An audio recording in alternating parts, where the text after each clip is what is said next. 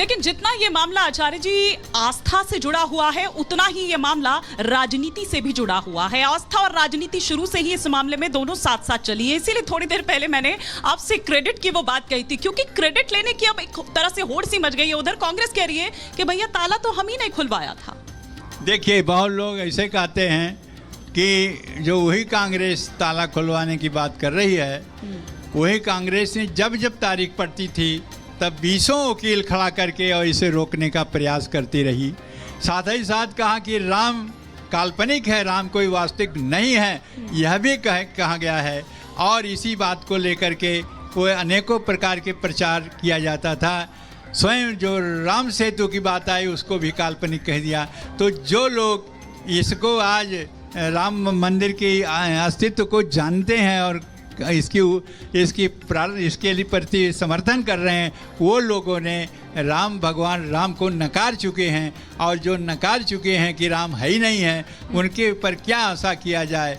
आज कुछ लोगों ने यह भी कह रहे हैं कि अमुक अमुक लोगों को और जो विपक्षी हैं उनको निमंत्रण नहीं दिया गया। मैंने उत्तर दिया है कि जो भगवान के प्रति आस्था रखते हैं, विश्वास रखते हैं कि हाँ भगवान है, उनकी शक्ति है, उनको निमंत्रण दिया गया। लेकिन आप इस बीच एक राजनीतिक बयान भी दे गए आचार्य जी, माफी के साथ आपको रोका, कि आप एक राजनीतिक बयान भी दे गए कि जो दरअसल राम को जिन्होंने माना वो आज सत्ता में है और जिन्होंने नहीं माना वो आज सड़क पर है। उसे जी हाँ, हमने कई बार कह चुका हूँ। जो कह रहे हैं कि भगवान में शक्ति नहीं है और भगवान राम पर काल्पनिक है, उनको प्रत्यक्ष रूप से देखना चाहिए कि जो राम पर, भगवान श्री राम पर विश्वास है, वह पार्टी सत्ता में है और जो उन्होंने उसको नकारा वो सड़क पर घूम रही है। इस बात को मैंने कई बार कह चुका हूँ।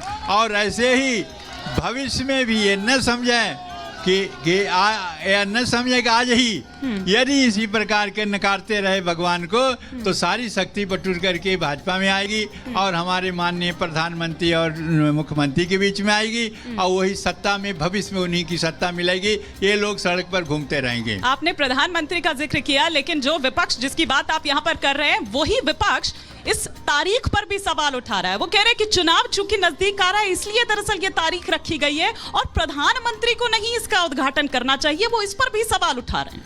देखिए, कहते हैं कि जो अंधा होता है उसके भादों में हरियाली देख करके उसको हरियाली दिखाई देती है।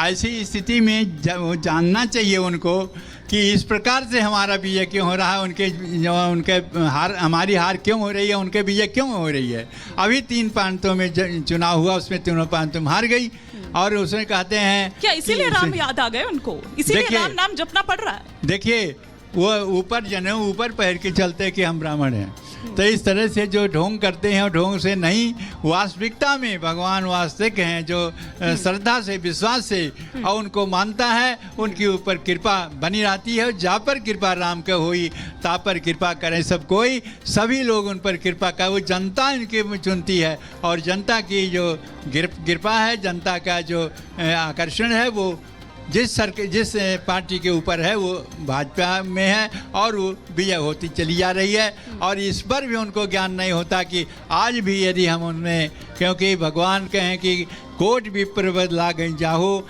आए शरण तजऊ नहीं ताहू। आज भी चाहे तो भगवान श्री राम के शरण में आकर के और लाभ उठा सकते हैं, लेकिन बुद्धि भ्रम है। भ्रम होने के कारण से स्वयं केवल जहाँ देखिए वहाँ प्रधानमंत्री की ही आलोचना होती, ये गलती की है, वो गलती की है, यहाँ तक कहते पूरा देश बेच दिया। तो तमाम बातें जो उनके ऊपर आरोप लग रहा है, हाँ। ये सब झूठा है। अच्छा जी, ये भी कहा जा रहा है कि पीएम दरअसल अगर इस तरह के धार्मिक अनुष्ठानों, कार्यक्रमों का आयोजन करेंगे तो एक वर्ग विशेष में गलत मैसेज जाएगा।